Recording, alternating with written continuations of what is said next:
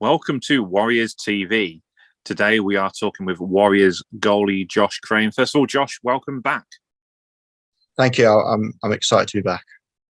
Well, it's good to have you back. So you've re-signed on for another year. Obviously enjoying life on Tyneside. And what are your thoughts ahead of this coming season?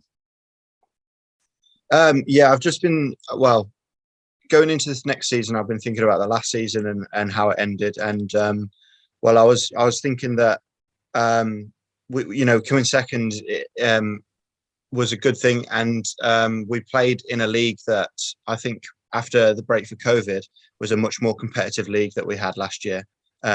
So I think any team last year could beat any other team on their day, and I think that meant for a really, really exciting league. And playing for a team such as Whitley in that league, and coming second and competing every single night was a really good thing for me.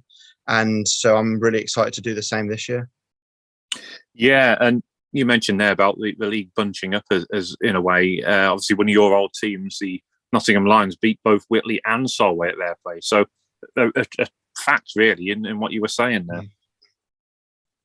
Yeah, and some of their players have gone on to look at opportunities with the Sheffield Steel Dogs as well, and you can tell like they had some really good players coming through that I was fortunate enough to play with, it just means that every team gets stronger. Like no team's going to stay at the bottom for a long time. I know it looked like Nottingham might do that for some time, but next year it could be a fact that they get further up in the league. But I think as long as we keep that competition on our side as well, and we keep thinking that every team can beat us, and we maintain our hard work, we could also beat everybody, and there's no reason why we wouldn't be challenging again. No, that's absolutely right. Looking back to last season, talking of competition, you was fighting for that number one spot with Dean Bowater. This year it's only slightly different. You've got Jordan Boyle in there. So what do you know about Jordan, if anything? So I have been on the ice with him. We've been training a little bit. So I've had the pleasure of meeting him and speaking to him a little bit. And I heard from a couple of others about his story, and I'm really excited to share the net with him this year. I think last year, coming in with a lot of competition, I know Mark was around, and I know Bowater was around, and it was a good area of competition. And Richie was around for a long time as well. And I think that's where I excel, is like with a lot of competition around me. So I'm really excited to get into the net with Jordan this year and just fight for that number one spot again. He's a person that's played for Whitley in the past, so they know exactly what they're going to get out of him every week. And I think that's really good.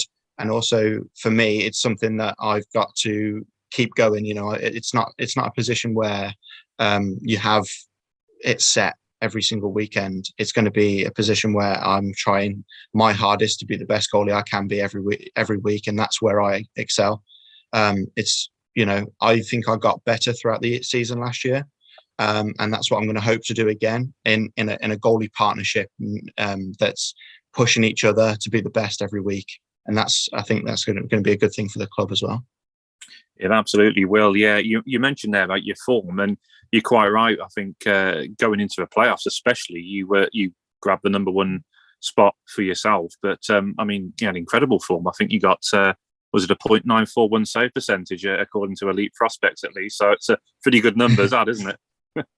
Maybe, yeah. I don't look too much at numbers. I maybe should have over the summer. I don't usually in the season, because I like to just make sure that I'm doing what makes me feel good, so that I'm comfortable in the net and that I'm doing the good. I've got the right habits and making the good decisions in goal as well.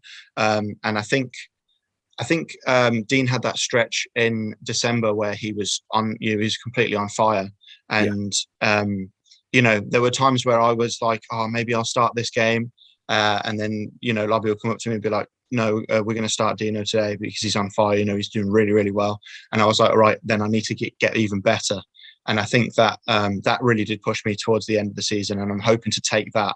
I'm not going to start from scratch. I'm going to try and hopefully take that from last playoffs performance, the last game, and move straight into the next season with exactly the same momentum. Yeah, and that's a great attitude to have. Looking what you've done this summer. Obviously, it's been a few weeks since we were last in action. Have you been keeping busy?